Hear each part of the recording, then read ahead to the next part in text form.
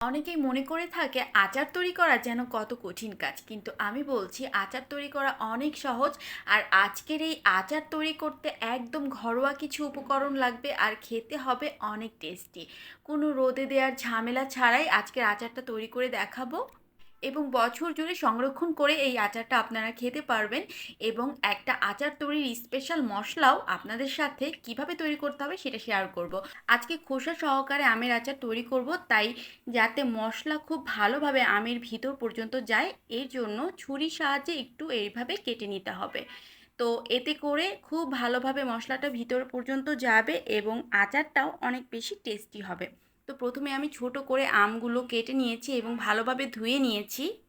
এরপর একটা পরিষ্কার সুতির কাপড়ের মধ্যে ধুয়ে রাখা আমগুলোকে খুব ভালোভাবে মুছে নিতে হবে, যাতে একটুও পানি লেগে না থাকে, কারণ যদি পানি লেগে থাকে তাহলে কিন্তু আচারটা খুব ভালোভাবে সংরক্ষণ করা যাবে না।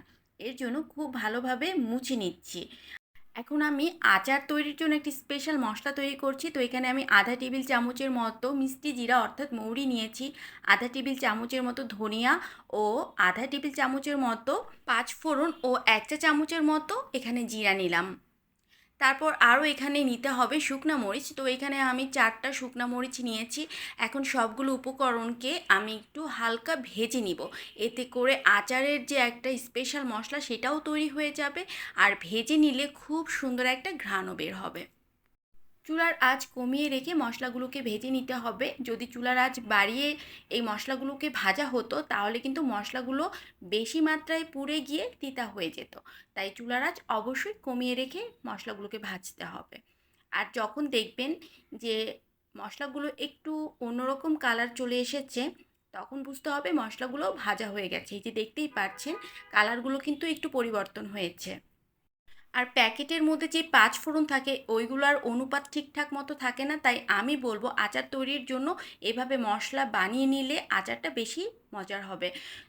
আর শুকনা মরিচগুলোও দেখেন ভেজে নেওয়ার কারণে কতটা মুচমুচে হয়ে গিয়েছে। এখন এই সবগুলো মশলা আপনারা শিলপাটায়ও বেটে নিতে পারেন বা গ্রাইন্ডারে একটু গুঁড়ো করেও নিতে পারেন। তো আমি গ্রাইন্ডার মেশিনে গুঁড়ো করে নিচ্ছি, এটা আপনাদের ইচ্ছা, যে যেইভাবে পারেন করে নেবেন। এই তো গুঁড়ো করে নিয়েছি, আর একদম মিহি গুঁড়া করবেন না, হালকা একটু দানাদার রাখতে হবে। তারপর এখানে আমি দুই প্রকার সরিষা দিয়ে আচারটা তৈরি করব, তাই এখানে সরিষা নিয়েছি, হলুদটা নিয়েছি আধা টেবিল চামচ আর কালোটা নিয়েছি এক চা চামচ। এরপর সরিষাগুলোকে খুব ভালোভাবে ধুয়ে বেটে নিতে হবে, আর সাথে একটা কাঁচামরিচ দিয়ে বাটবেন, তাহলে তিতা লাগবে না। তারপর এখানে আমি আচার তৈরির জন্য সরিষার তেল গরম হতে বসিয়ে দিলাম। তেল হালকা গরম হয়ে যাবার পর এখানে কিছু রসুন কুচি করে রেখেছিলাম সেগুলোকে দিয়ে দিলাম। চাইলে আপনারা রসুন বাটাও দিতে পারেন। আর তারপর এখানে আমি তেজপাতা দিলাম, মাঝখান থেকে ভেঙে দিয়েছি। তেলের সাথে রসুনটাকে হালকা একটু ভেজে নিতে হবে, এতে করে সুন্দর একটি স্মেল বের হবে।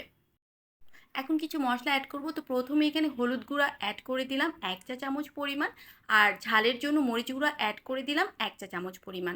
আর এটাই কিন্তু পারফেক্ট, এর চাইতে বেশি দেওয়ার দরকার নাই, কারণ যখন সরিষা বেটেছি তখন কিন্তু একটা কাঁচামরিচ দিয়েছি, এবং যখন মশলাগুলো গুঁড়া করা হয়েছে তখন কিন্তু 4টা শুকনা মরিচ দেওয়া হয়েছে। তো এখন আমি এই যে সরিষাটা বেটে নিয়েছি সেটা দিয়ে দিলাম। এখন তেলের সাথে সরিষাটাকে খুব ভালোভাবে মিক্সড করে নিতে হবে এবং সবগুলো মশলা ভালোভাবে কষিয়ে নিতে হবে। আর এই পর্যায়ে চুলার আঁচ কিন্তু মিডিয়াম পর্যায়ে আছে। অনেকের প্রশ্ন থাকতে পারে সরিষা বাটা না দিলে কি চলবে কি না। তো আমি বলবো সরিষা বাটা অবশ্যই দিবেন, কারণ আচারের যেই টেস্ট হওয়ার ব্যাপারটা এটা কিন্তু মশলা এবং সরিষা বাটার উপরই নির্ভর করে। তো আমি 3-4 মিনিটের মতো মশলাটাকে কষিয়ে নেওয়ার পর এখন আম দিয়ে দিচ্ছি, এবং আমে কিন্তু আবারও বলছি কোনো প্রকার পানি থাকা যাবে না। তো ভালোভাবে মুছে নিয়েছিলাম আমগুলো, তারপর এখন দিয়ে দিলাম। আর আচার তৈরির ক্ষেত্রে আরেকটা জিনিস, যে এক্সট্রা কিন্তু পানি অ্যাড করা যাবে না, কারণ যেহেতু আমরা আচারটা সংরক্ষণ করব, তো পানি দিলে কিন্তু আচারের মধ্যে ফাঙ্গাস তৈরি হবে, ছত্রাক তৈরি হবে। তো এই বিষয়টা কিন্তু অবশ্যই অবশ্যই খেয়াল রাখতে হবে। অনেকের কমপ্লেইন থাকে যে তাদের আচার বেশি দিন সংরক্ষণ করতে পারে না, আচারের মধ্যে ফাঙ্গাস তৈরি হয়, ছত্রাক তৈরি হয়। এটার আসলে কারণটা কি? তো এটার কারণ আসলে এইটাই। তো তারপর আমি স্বাদ মতো একটু লবণ দিয়ে দিলাম। এরপর আচারের স্পেশাল যেই মশলাটা ছিল তৈরি করেছিলাম কিছুক্ষণ আগে, সেখান থেকে অর্ধেক পরিমাণ দিয়ে দিব।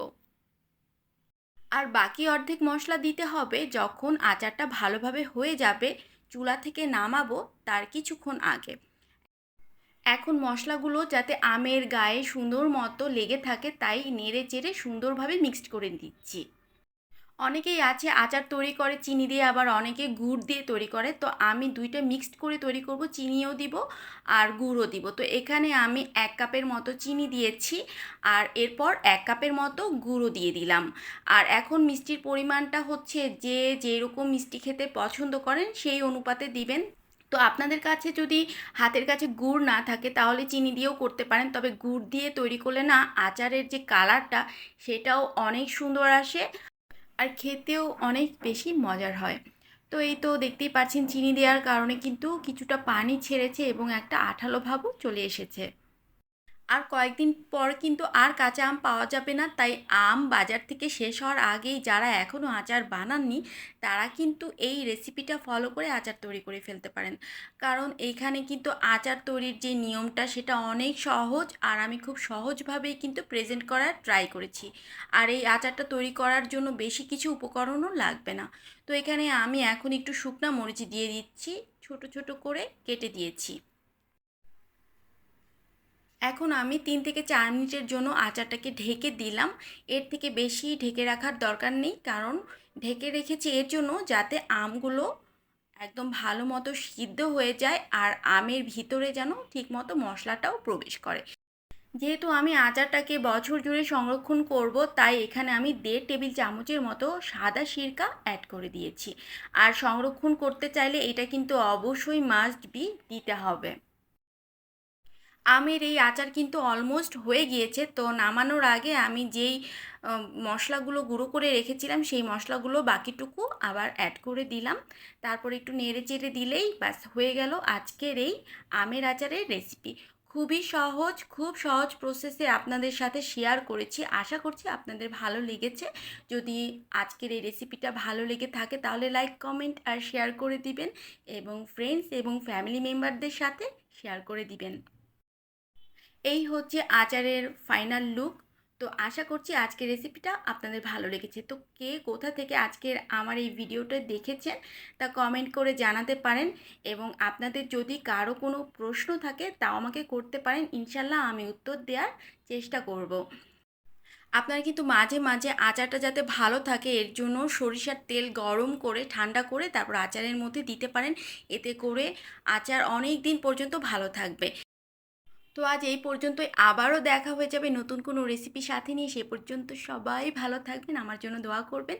আল্লাহ হাফেজ।